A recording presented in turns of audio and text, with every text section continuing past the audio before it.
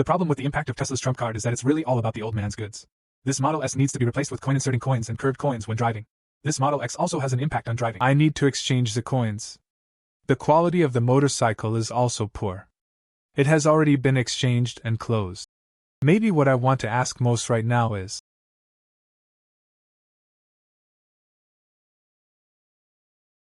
look down on the cross-water ice cream.